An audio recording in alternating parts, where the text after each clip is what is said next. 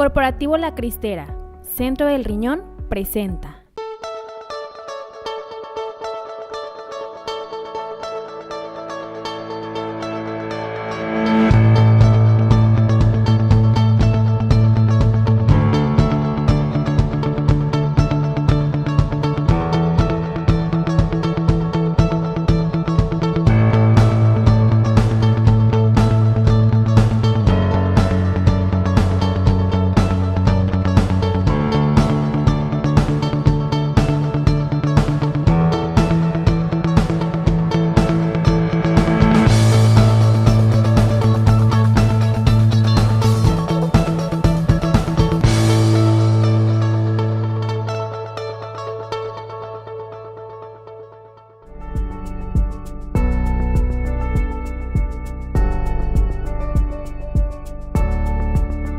Bienvenidos a una edición más de tu programa Torre Médica, un programa de salud con un lenguaje fácil y sencillo, un programa creado para ti.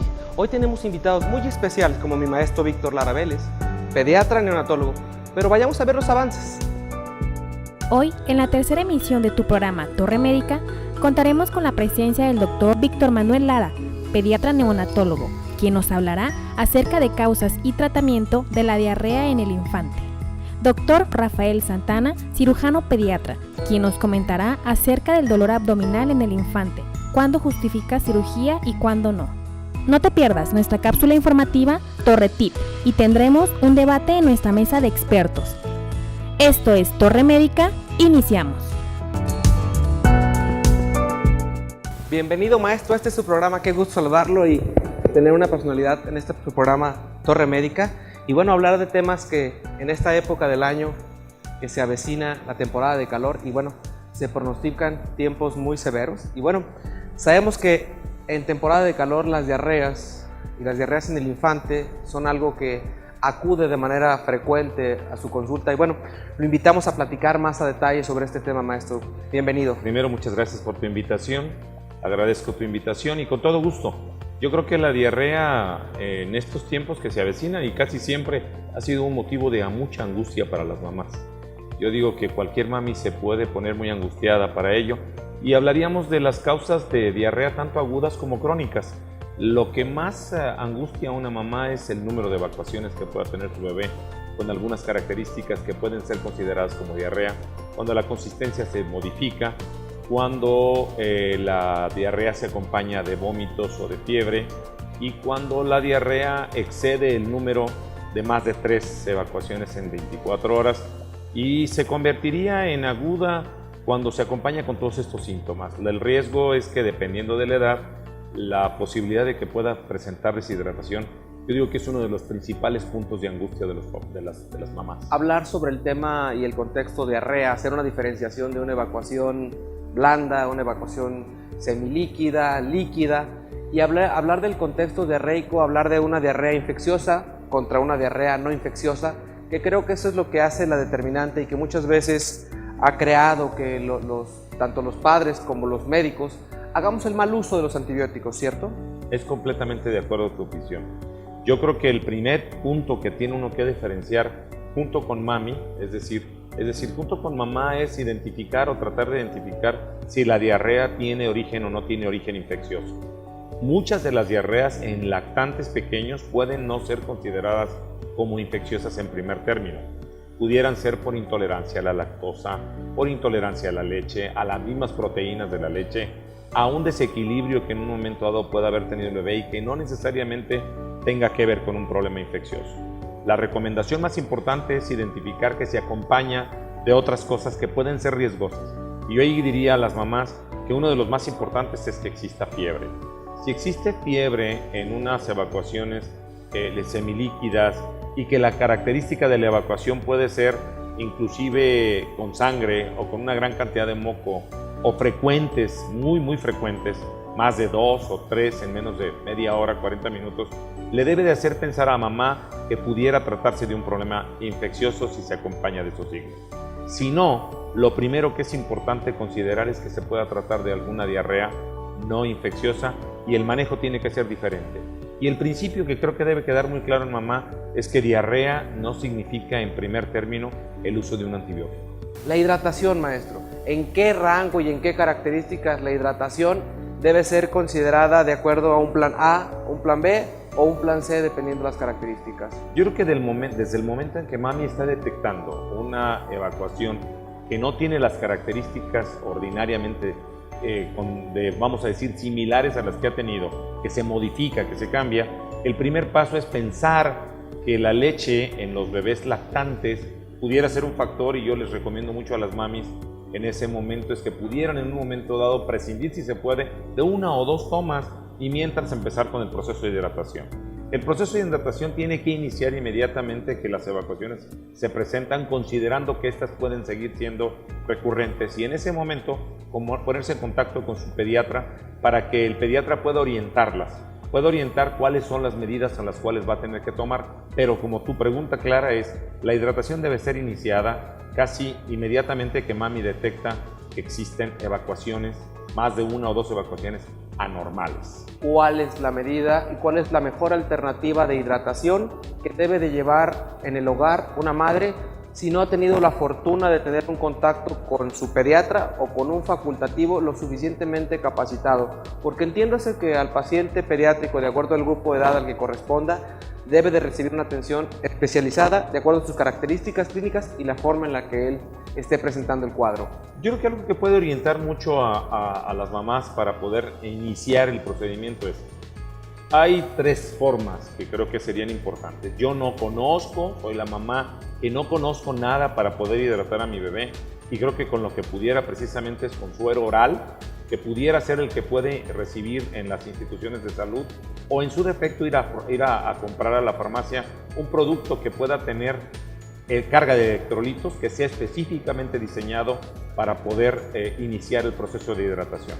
Hay varias referencias en ello, no determinaré ninguna de ellas en nombre, pero sí es importante. El de la farmacia, el empleado de la farmacia sabe perfectamente bien que puede utilizarse este tipo de soluciones y empezar a dárselas al niño.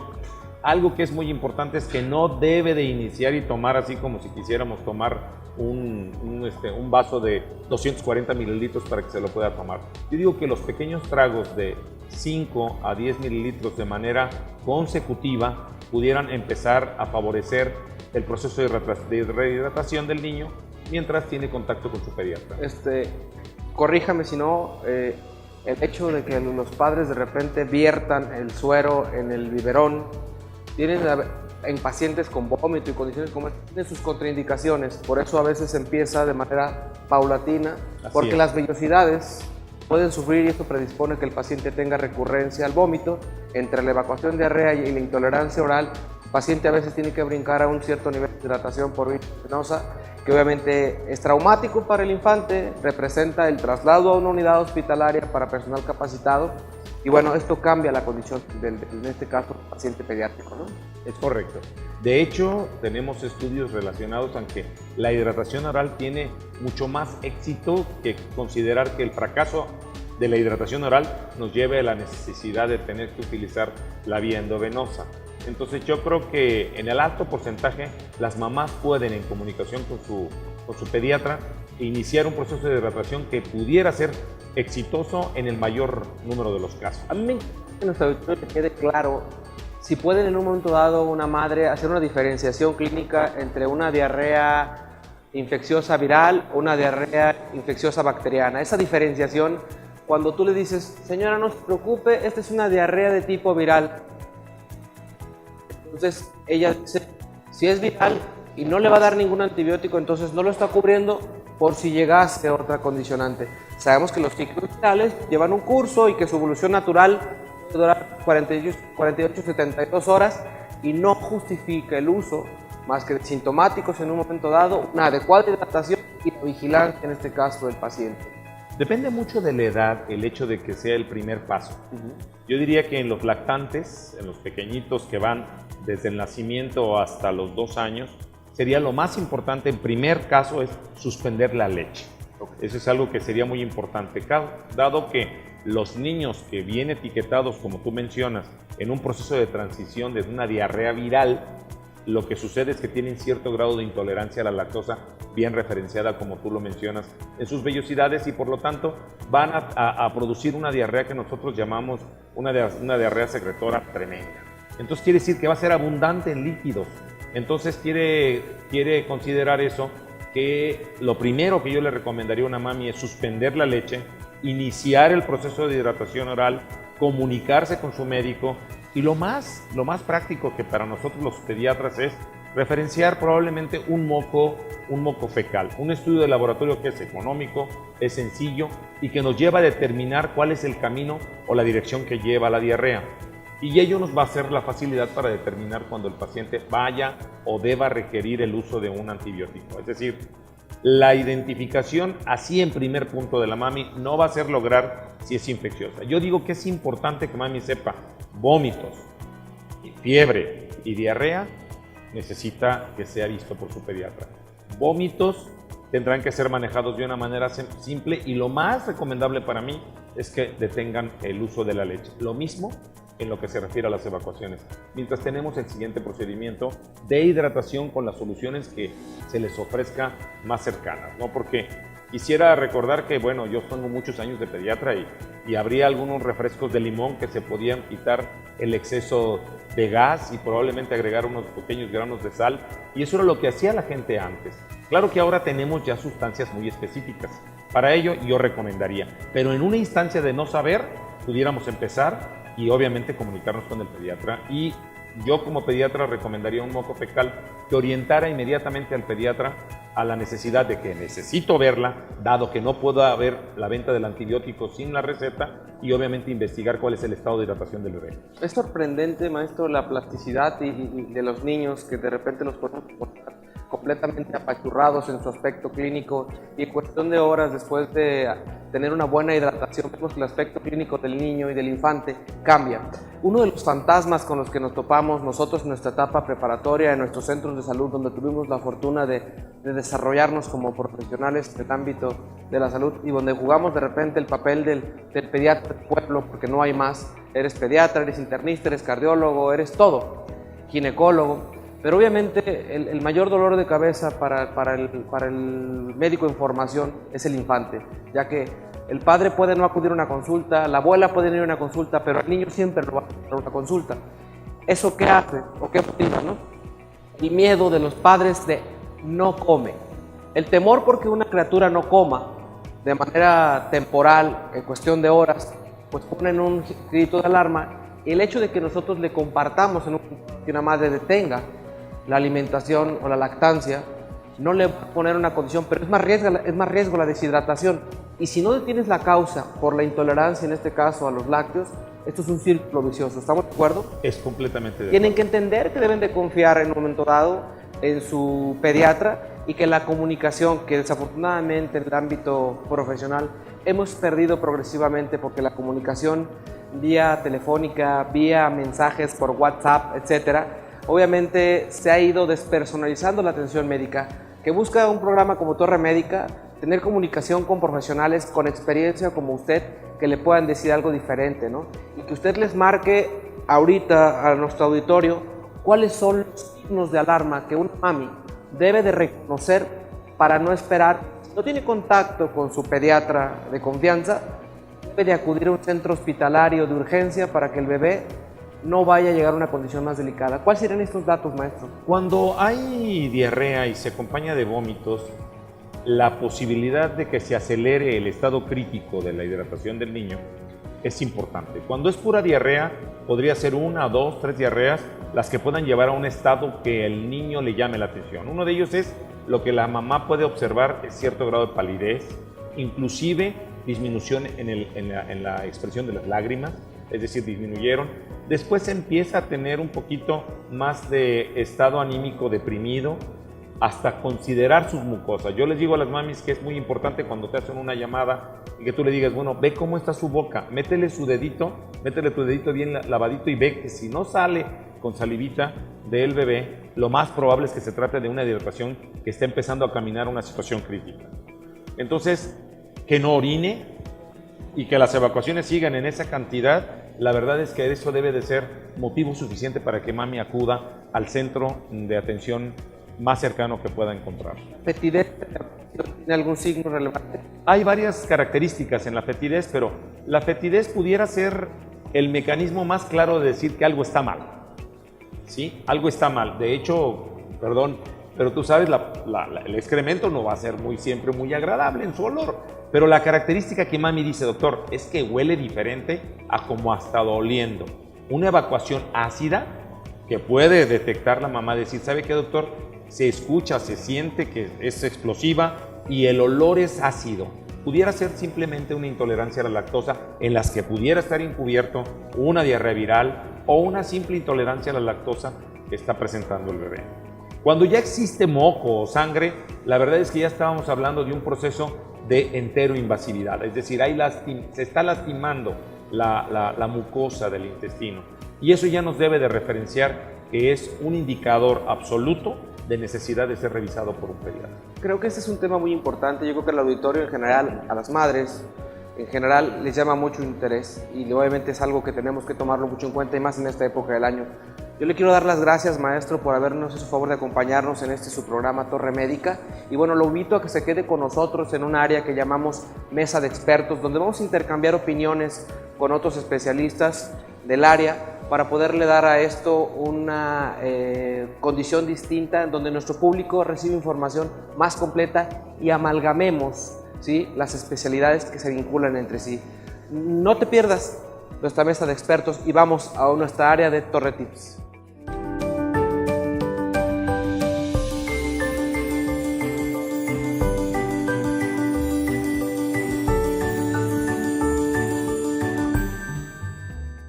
Las causas principales son el contacto de manos y pies con objetos cortantes y punzocortantes. ¿Cómo podemos prevenirlas? 1. Poner fuera del alcance los objetos cortantes o punzantes. 2. Colocar los cuchillos en los cajones con las puntas hacia adentro y no utilizarlos para otros trabajos. 3. Revisar los platos y vasos rotos. Si es que tienes, deséchalos. 4. Guardar las cuchillas de afeitar en un lugar distinto de otros utensilios del cuarto de baño, como peines, cremas, etc. ¿Cómo debemos actuar? Si tras la herida se produjera una hemorragia, se debe 1. Taponar la herida haciendo una presión fuerte sobre la misma. 2. Si el sangrado continuara, se debería hacer un torniquete. 3. En cualquier caso, hay que llamar a los servicios de urgencias.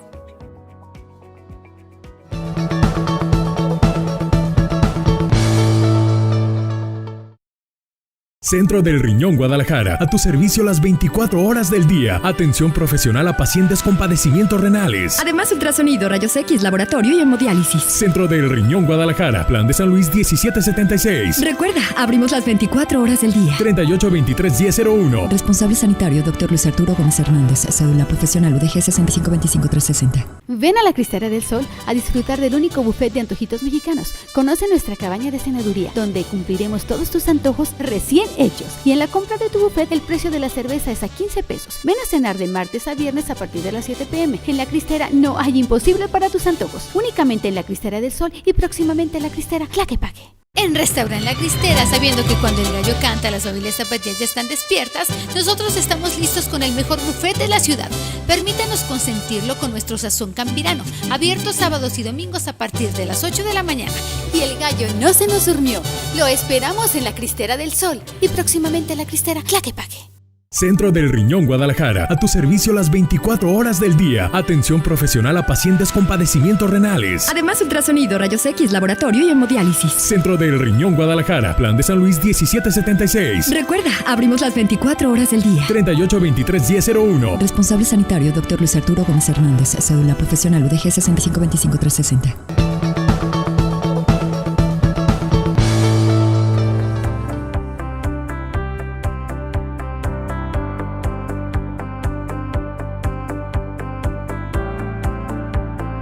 Bienvenido, Rafa, a tu programa. Gracias, Julio. Gracias por acompañarnos y bueno, darte las gracias por darte este tiempo y a nuestro auditorio por recibirnos desde sus pantallas con temas de interés general y obviamente buscando que la gente despeje sus dudas.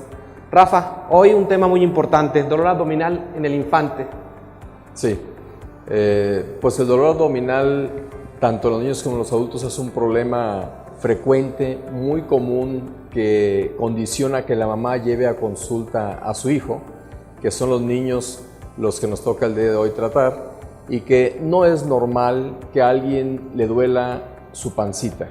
No es normal, partiendo de ahí. Si a alguien le duele, habrá que distinguir cuál es la causa, qué tan grave es o no el problema, y si la resolución de ese problema es con medicina. Sabemos que el tema del dolor abdominal es algo que es una de las causas de atención de urgencia en muchas unidades hospitalarias, y bueno, tú como pediatra y cirujano pediatra, pues lo vives en el día a día, ¿no? En tu consulta. Creo que como cirujano pediatra tú eres alguien que recibes por interconsulta o por referencia de algún otro médico la valoración de un niño, ¿no? No en todos los casos esto se resuelve de manera quirúrgica, y bueno, me gustaría que le dijeras a nuestro auditorio en qué casos y cuáles son las causas más frecuentes de dolor abdominal que continúan o que terminan en una cuestión de tipo quirúrgico.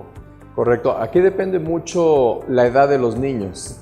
Dependiendo del grupo etario, es o son las causas más frecuentes que condicionan el dolor abdominal.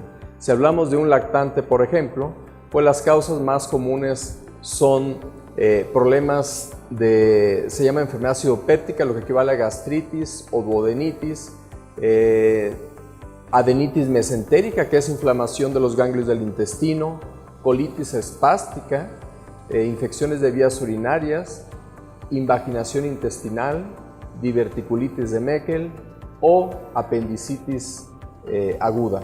Si hablamos de niños ya mayores, ya preescolares, escolares o adolescentes, las causas varían un poco. Ahí ya invaginación intestinal y diverticulitis de Meckel se salen de ese grupo etario, pero son mucho más frecuentes ya apendicitis aguda, colitis espástica,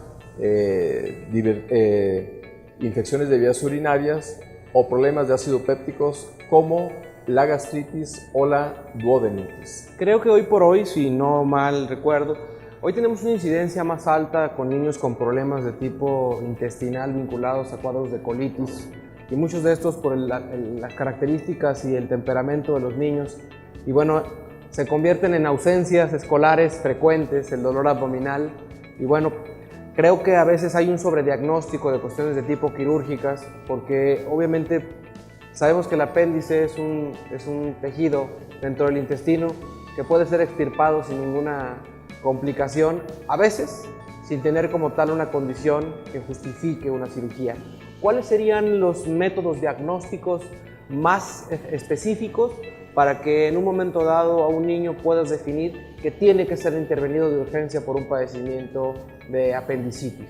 Correcto, bueno, en cualquier caso de dolor abdominal, lo más importante siempre es la historia clínica, el interrogatorio que se le hace al paciente, así como la exploración física, y de ahí parten otros estudios de laboratorio, que son biometría hemática, un examen general de orina por lo frecuente de infecciones urinarias, y de gabinete como son la radiografía simple de abdomen y el ultrasonido, como métodos de diagnóstico que dan mayor sensibilidad para dirimir junto con la historia clínica si es o no de resolución quirúrgica, si es para operar esa condición. Estamos todavía en lo claro y que obviamente el diagnóstico de apendicitis sigue teniendo una base sólida en la cuestión clínica. La exploración física ha dejado por mucho en nosotros como médicos de ser algo, porque estoy muy convencido y lo recuerdo desde la historia, digo, soy hijo de un médico y me dejó muy claro esa frase mi padre de que el médico que no ve y no toca se equivoca. Y creo que tenemos que tocar al paciente para saber el aspecto clínico y saber si el dolor es un dolor fingido o es un dolor que está demostrado y que obviamente tiene características francas y que algo le está predisponiendo esta condición clínica a nuestros pacientes. Yo creo que es importante que nuestro auditorio entienda que un buen facultativo es un buen clínico. Un buen médico tiene que tener un aspecto clínico. Y por eso me gustaría saber si existen estudios más avanzados o cuándo un padre o una madre deben de llevar a un servicio de urgencias a un infante. Correcto. Bueno, partiendo de lo que inicialmente mencionaba, no debe de doler el abdomen. No es normal que duela. Claro, las mamás conforme van agarrando experiencia con sus hijos, logran identificar cuando un dolor es intrascendente, que ya sabes, se le quita en un ratito porque a lo mejor se recargó o comió cosas irritantes, pero cuando el dolor es persistente o la intensidad se va incrementando, es un dolor que hay que investigar y que requiere valoración médica. Idealmente no se le debe dar ningún medicamento para el dolor a un niño, dolor de abdomen, si no se tiene un diagnóstico específico, sino esto nos dificulta completamente poder llegar a un diagnóstico después. Yo creo que vale la pena mencionarles a ustedes en sus casas que hablar desde el contexto de no usar o de no autoprescribir algo, porque podemos enmascarar algo que se puede complicar. Un apéndice perforada, el criterio y la forma de manejo es completamente diferente. Es importante hacer mención que el uso de medicamentos analgésicos, antiespasmódicos y medicamentos para el dolor en general pueden simularle al clínico un diagnóstico y el paciente llegar en condiciones a lo mejor en etapas críticas en las que la cirugía no solo va a ser una parte de la resolución, sino el manejo no va a ser primario y va a requerir otro tipo de abordaje. Yo creo que sí es importante que nuestro auditorio entienda el no autoprescribirle o no prescribirle a un infante analgésicos de cualquier tipo. Si no es evaluado, un dolor persistente, ¿por cuánto tiempo, Rafa? Ok, bien. Si es un dolor, los tipocólicos, que son los que le dan al niño y dura un minuto y se le desaparecen, esos dolores habitualmente son por enfermedades que no son de resolución con operación. Suelen ser enfermedades de resolución con medicina o que a veces desaparecen solitos. Los dolores persistentes y cuya intensidad se va aumentando son los que hay que investigar y son habitualmente los que tienen resolución quirúrgica. Hay dolores que son de resolución quirúrgica y que es tipocólico, son los menos. ¿Como en qué casos? En los casos cuando hay piedras en las vías urinarias o en la vía biliar, que es un dolor que se le acentúa demasiado, en ratos medio desaparece y luego reaparece, o si no desaparece por completo se disminuye. También son de resolución quirúrgica, pero lo común, repito, cuando es tipocólico, como en las gastroenteritis, estos son de manejo médico. El niño que le duele su pancita y la mamá de momento lo ignora porque piensa que la está midiendo, chantajeando, que a veces sucede, pero persiste y dice, mamá, me duele y me duele más, es un niño que debe ser llevado para que sea valorado por su pediatra o en su defecto por el cirujano pediatra. Debo suponer que el auditorio tendrá una pregunta que la verdad yo me la hice cuando estaba en etapa formativa. ¿La apendicitis en el infante tiene alguna edad de predominio? Sí. En la etapa infantil hay dos picos de mayor incidencia de apendicitis. Una es entre los 3 y los 6 años y la otra es entre los 12 y 18 años. Y es la enfermedad quirúrgica más común del ser humano de urgencia. Es sumamente frecuente. Es claro y les tiene que tener el entendido, la apendicitis no se resuelve, ¿sí?, con medicamentos. Un cuadro apendicular se resuelve de manera quirúrgica. Para aquellos que tienen el mito de que tenía apendicitis pero fui con el homeópata y le dieron unas gotas y de forma mágica se resolvió el cuadro. Yo creo que el niño no cursaba por un episodio de este tipo, por lo tanto no entendamos con esto que medicina alternativa puede ser la forma de resolver este tipo de situaciones, ya que el apéndice es un tejido que obviamente tiene características que si no es resecado, cortado, puede seguir hasta perforarse y llevar al niño a una condición de una complicación que nadie quiere experimentar. Una apendicitis efectivamente mal diagnosticada, que se sospecha que es una infección urinaria o una adenitis mesentérica, se le da medicina, esta no se detiene, sigue progresando. No es lo mismo operar un paciente con apendicitis cuando tiene menos de 24 horas, que aún no está perforada el apéndice, porque uno la reseca y en menos de 24 horas están comiendo y al siguiente día se van a casa, habitualmente sin mayor problema. A diferencia, cuando el paciente llega con apendicitis ya perforada, con pus regada, suele ser un calvario para el paciente, para los papás y para el cirujano. ¿Por qué? Porque genera un sinfín de complicaciones con colecciones de pus residual o adherencias con los intestinos que le puede seguir dando problemas para el resto de sus días. De ahí que un dolor abdominal que es persistente, que le duró 1 hora, 2 horas, sigue igual, mejor que sea valorado por el pediatra y o su cirujano pediatra. Claro, creo que la importancia que tiene para nosotros como tu programa Torre Médica, estar expertos en los temas, gente calificada, que sabe de alguna manera cómo orientar a ti y a tu familia para atenderte de manera oportuna.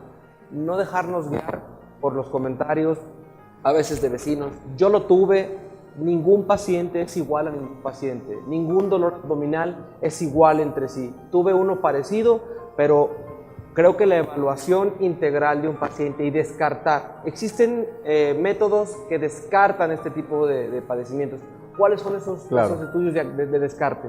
Cuando hay sospecha de una apendicitis, pero queda la duda a la exploración si es o no, el ultrasonido definitivamente es una herramienta de mucha utilidad. De hecho, seguros de gastos médicos lo requieren como una necesidad para demostrar la apendicitis, ante la posibilidad de falla que tú inicialmente comentabas.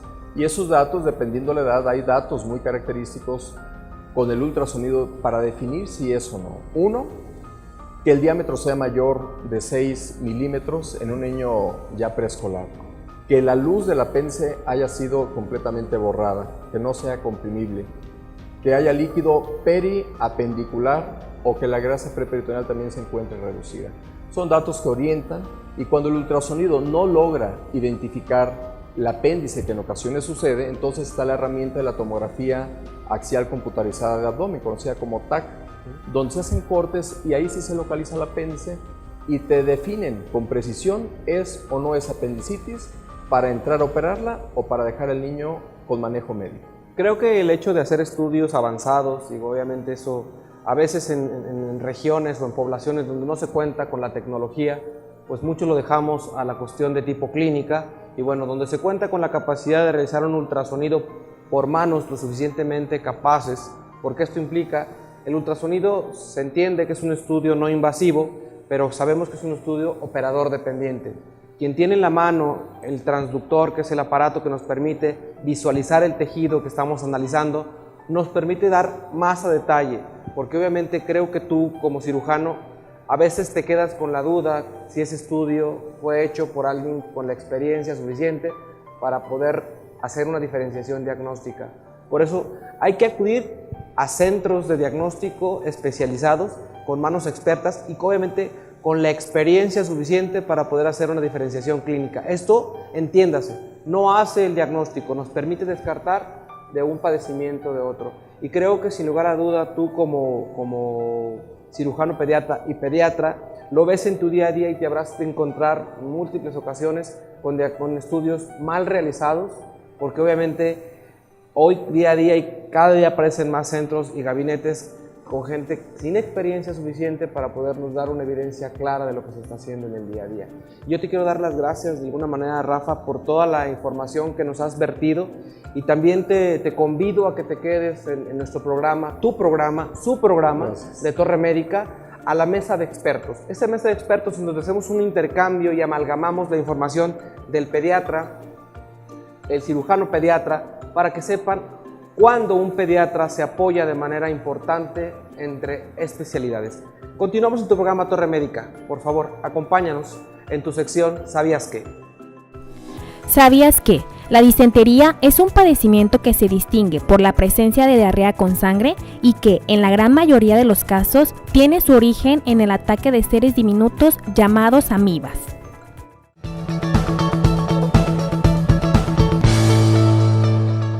Centro del Riñón Guadalajara, a tu servicio las 24 horas del día. Atención profesional a pacientes con padecimientos renales. Además, ultrasonido, rayos X, laboratorio y hemodiálisis. Centro del Riñón Guadalajara, Plan de San Luis 1776. Recuerda, abrimos las 24 horas del día. 3823-1001. Responsable sanitario, Dr. Luis Arturo Gómez Hernández. Cédula profesional UDG 6525360. En Florería Prestige, perfeccionamos los diseños al gusto de nuestra clientela. Somos el número 1 en calidad, precio y sobre todo en elegancia. Ofrecemos diseño para todo tipo de evento. Además, contamos con servicio express todo el año. Visítanos en prestigeflorería.com y contáctanos a nuestros teléfonos en pantalla. Prestige Florería, diseños con arte.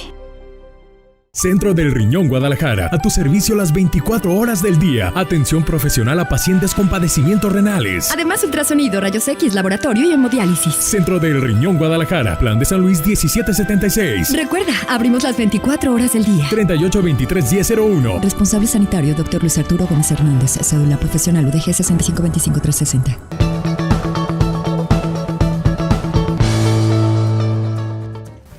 Estamos aquí con Axel, masculino de 8 años, quien vamos a explorarlo de abdomen por la razón singular de un dolor abdominal. ¿De acuerdo, Axel?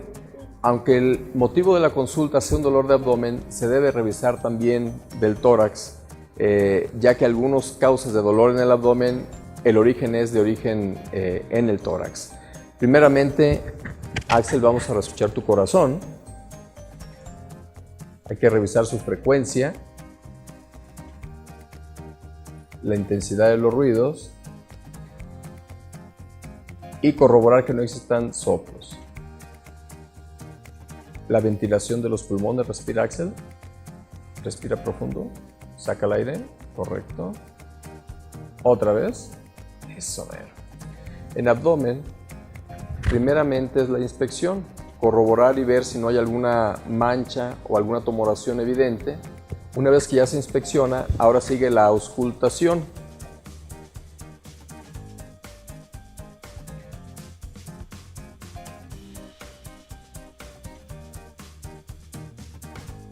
Se auscultan bien sus ruidos intestinales. Obviamente hay que durar más tiempo con la auscultación, pero ahora por la premura es simplemente evidenciarlo.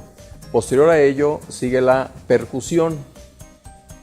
Escuchar si existe retumbos o hipersonoridad, sobre todo cuando el intestino tiene demasiado gas, que se escucha de esa manera. Y por último, la palpación. La palpación inicialmente superficial, ver si despierta dolor o si palpamos alguna tumoración o masa anormal.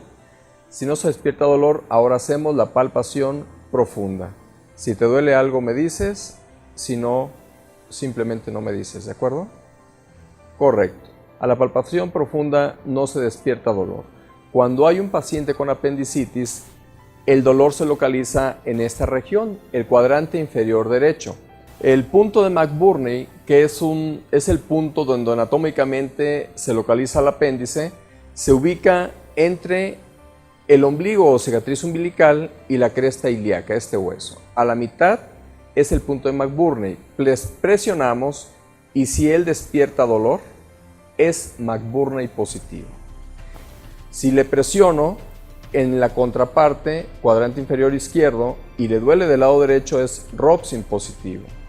De igual forma, yo le pediría que levante su pie. Levanta tu pie, Axel, así derechito tu pie, súbelo, yo voy a tratar de impedirlo. Cuando él sube su pie, yo le impido y refiere dolor acá, de igual forma es un signo muy sugestivo de apendicitis.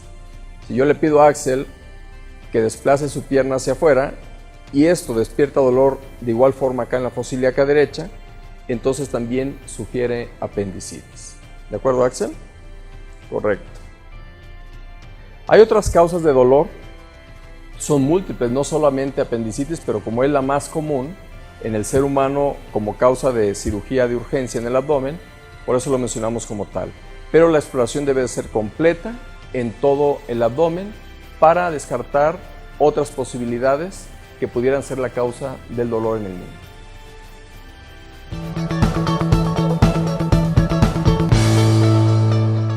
Centro del Riñón Guadalajara, a tu servicio las 24 horas del día. Atención profesional a pacientes con padecimientos renales. Además, ultrasonido, rayos X, laboratorio y hemodiálisis. Centro del Riñón Guadalajara, Plan de San Luis 1776. Recuerda, abrimos las 24 horas del día. 3823-1001. Responsable sanitario, Dr. Luis Arturo Gómez Hernández, cédula profesional UDG 6525360. ¿Te casas? ¿Te gradúas? ¿Cumples 15 años o simplemente tienes un evento especial? El maquillaje es el guardarropa de nuestro rostro. En Irma de Zúñiga, el maquillaje es nuestra especialidad. Luce como un artista de televisión con nuestros servicios. Atención, calidad, experiencia y vanguardia nos caracterizan. Haz tu cita al 3620-2922 o consulta a irmadezúñiga.com. Centro del Riñón Guadalajara, a tu servicio las 24 horas del día. Atención profesional a pacientes con padecimientos renales. Además, ultrasonido, rayos X, laboratorio y hemodiálisis. Centro del Riñón Guadalajara, Plan de San Luis 1776. Recuerda, abrimos las 24 horas del día. 3823-1001. Responsable sanitario, Dr. Luis Arturo Gómez Hernández, cédula profesional UDG 6525360.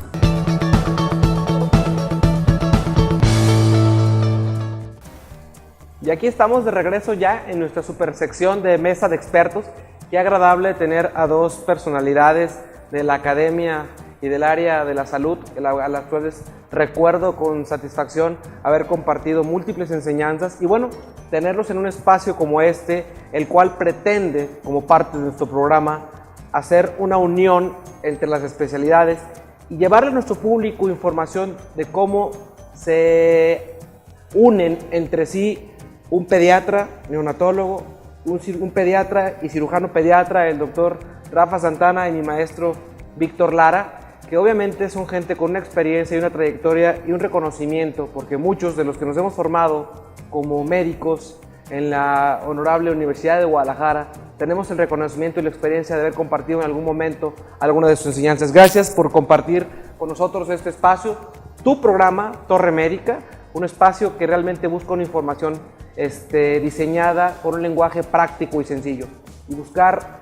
que un cirujano pediatra y un pediatra y neonatólogo hagan una unión cuando se interconsultan o cuando buscan que el paciente sea atendido. Me gustaría, maestro, que usted nos diera un poquito más de manera práctica y sencilla a nuestro auditorio cuando un pediatra y neonatólogo solicita la interconsulta a un cirujano y en qué circunstancias. Claro, mira, Julio, creo que en los tiempos modernos la vinculación multidisciplinar del tratamiento integral de un paciente es fundamental, que nosotros tengamos a bien considerar el momento preciso para poder pedir una interconsulta o una valoración. Yo en el área de la neonatología creo que existen muchos aspectos con los cuales tenemos una vinculación muy cercana con los cirujanos pediatras, y en pediatría, en el tema que nos tocó escuchar en relación a lo de la apendicitis, te podría decir que no hay de otra forma más que la vinculación entre lo que un pediatra puede identificar como un dolor de riesgo abdominal, el de la interconsulta a un especialista en cirugía pediátrica. Yo he tenido las experiencias de que quedo con el diagnóstico mental de que pudiera tratarse de una simple constipación o un dolor por colitis, y lo más prudente es no quedarse con las dudas, porque precisamente es donde pudiera ser la diferencia entre el éxito del tratamiento del paciente. Entonces, yo creo que los puntos muy importantes de la posición de un pediatra es: el diagnóstico clínico nos lleva a un límite y a un borde en cuanto existe la duda del riesgo, de la posibilidad de que tenga que ser quirúrgico. Creo que en el 100% de los casos el pediatra debe consultar a un cirujano pediatra en la interconsulta para ello. Hay muchas de las cosas que manejamos en donde el límite entre lo que es el éxito del paciente, de sacar al paciente, depende de una consulta de cirujano pediatra oportuna. Y lo digo porque me ha tocado en apendicitis, en invaginaciones intestinales, en simple constipación, para poder completar y quedarme tranquilo. La comunidad, los pacientes cada día son más exigentes de que el diagnóstico sea un diagnóstico eficaz y concluyente.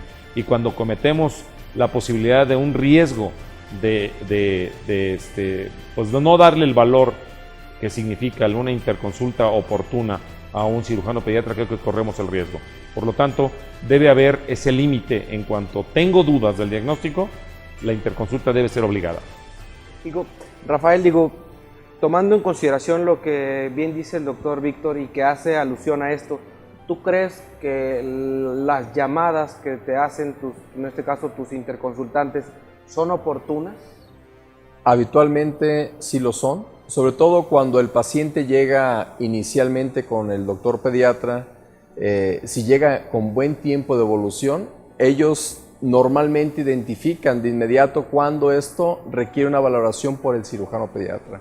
En ocasiones los pacientes llegan con una evolución ya muy retrasada, quizás algunas veces con errores en los diagnósticos porque ya fueron valorados probablemente por otros facultativos, y es cuando ellos, pues bueno, de igual forma detectan que esto ya no es para mí, es para el cirujano pediatra, y uno acude para completar el abordaje y saber qué es lo que trae este paciente y saber qué le vamos a hacer. Esa distinción clínica, muchas veces, a veces el paciente llega de primera instancia con un médico general y no con un pediatra, mucho menos a veces con un cirujano pediatra. El paciente a veces llega por una situación que nosotros conocemos en el ámbito clínico, en un manoseo, donde el paciente ya fue multitratado, a veces bien, a veces mal, a veces sin ningún estudio que pueda apoyar y ya trayendo simuladores hacia otras cosas que obviamente sesga en buena medida. Por eso es que yo creo que el vínculo que buscamos entre ustedes es que saber que la comunicación que se debe dar entre las especialidades, obviamente los médicos, desafortunadamente a veces nuestro celo no nos deja de alguna manera que la gente entre de manera oportuna. Sabemos que un cirujano pediatra es capaz de resolver qué tipo de padecimientos, Rafa. Bueno, pues si es dolor abdominal como es el caso y el tema del día de hoy, pues es muy diversa las causas por las cuales puede doler el abdomen.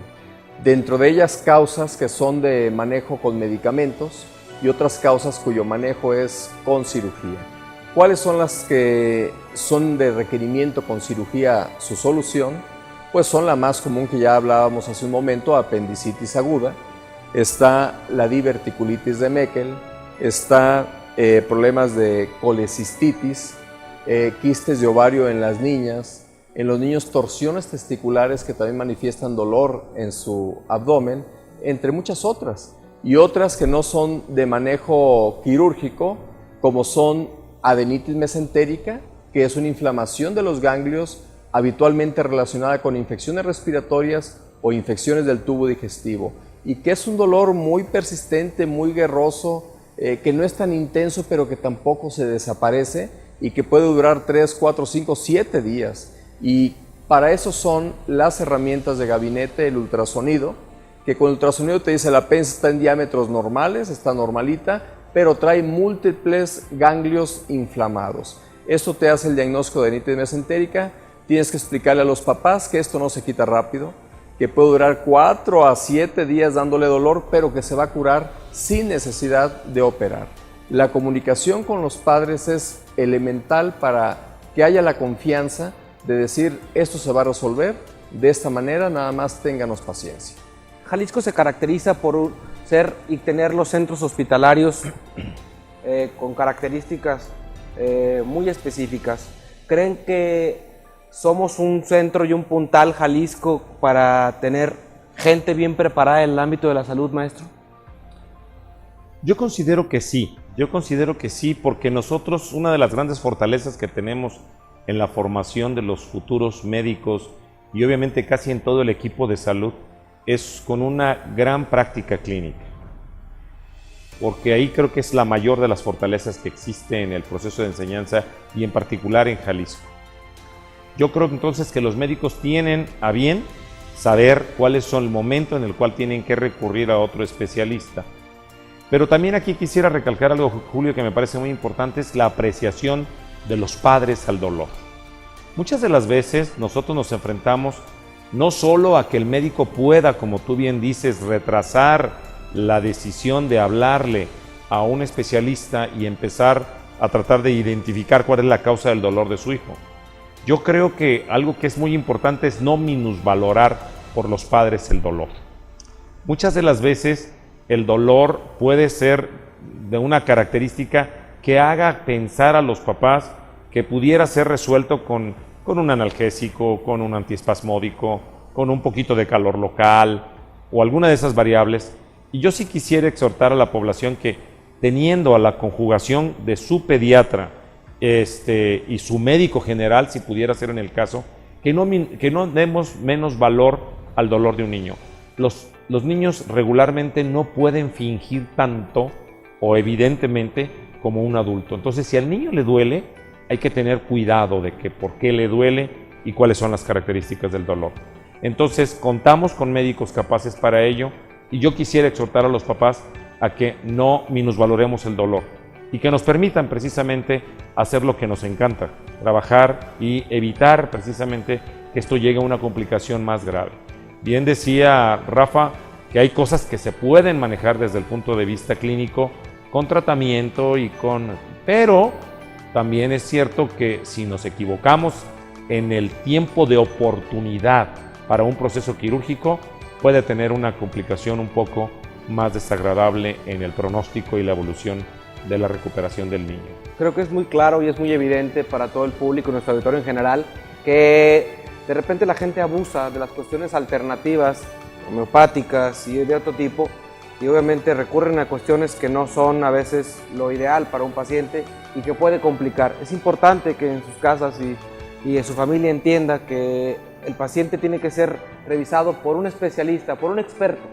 Creo que te habrá pasado y le habrá pasado a usted que el paciente recurre a alternativas terapéuticas, a sobadores y a otras cosas. No sé cuál sea tu experiencia al respecto, pero tú antes de ser cirujano pediatra eres un pediatra calificado y creo que me puedes decir un poquito más de lo que vives en tu día a día, Rafa. Claro, bueno, les platico la experiencia de 3 casos que me ha tocado operar de apendicitis. Estos casos de apendicitis que les refiero son pacientes que en 2 de ellos, 2 años antes había tenido un cuadro similar de apendicitis y que el paciente acudió efectivamente con un doctor homeópata, le administró medicamentos y el dolor desapareció.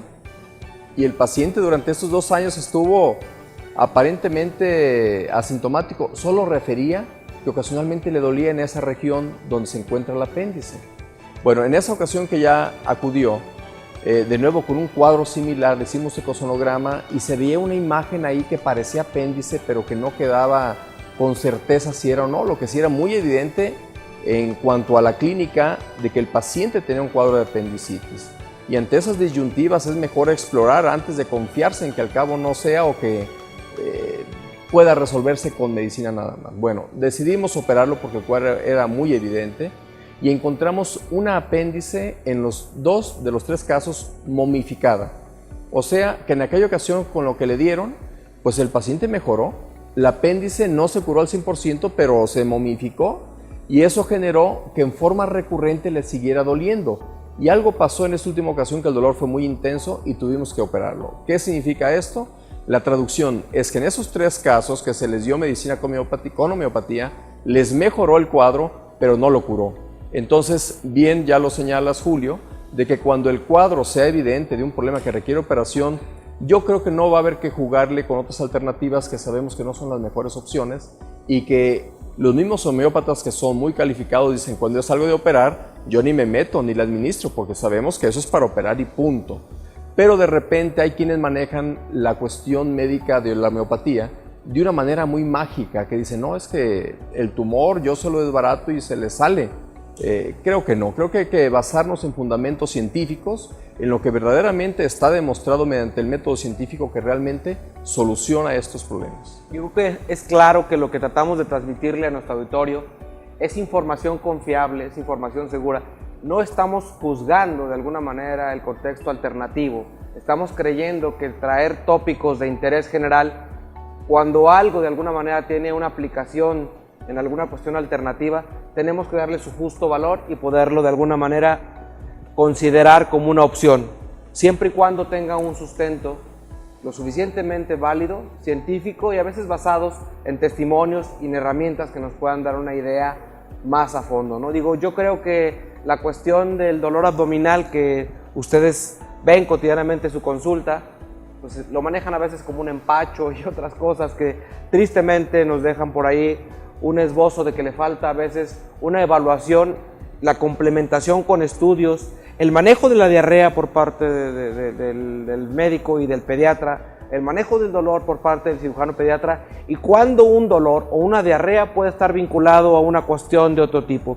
Yo de verdad quiero darles las gracias por haberme hecho el honor de acompañarme en su programa de Torre Médica, porque es un programa hecho con un lenguaje sencillo y práctico que pueda llegar a nuestro público en general. Me gustaría, Rafa, que nos digas dónde te puede localizar la gente para consultarte. Muchas gracias. El domicilio del consultorio es Gabriel Castaños, número 26, a 2 cuadras de la Glorieta Minerva. Teléfonos 3615-5915 y 1812-4569. ¿En redes sociales cómo apareces, Rafa? En Facebook como Rafael Santana Ortiz. Ok. Maestro Víctor Lara, un gran amigo, un maestro, y bueno, ¿dónde lo podemos encontrar, maestro? Mi consultorio se encuentra ubicado en Mar Mármara, 1991, en Lomas del Country, a la vuelta precisamente de un hospital que tenemos ahí listo para cualquier tipo de emergencia inmediata. Y el teléfono es 38 54 36 46 y 38 54 36 20. Y en redes sociales, En ¿cómo redes aparece? sociales me aparezco como Víctor Lara.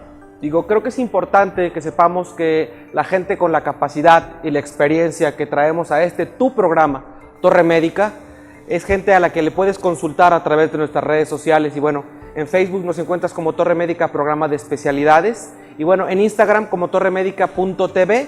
Y bueno, en YouTube como canal Torre Médica. Es importante, contáctanos, consulta tus dudas, tus preguntas, mándalas a través de redes sociales.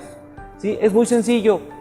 Nosotros transmitimos a ellos la información que tú nos contactas y que nos envías para que ellos puedan contestarles. Si alguien quiere y no tiene la información, pero está apareciendo en el programa, en los cintillos, ¿sí?, la información de cada uno de ellos. Agradecemos a ustedes su participación y estarnos viendo en su programa Torre Médica. No se lo pierdan semana a semana, ¿sí?, en sus diferentes horarios. Es importante que tengan en consideración que este programa invita a expertos sobre cada área.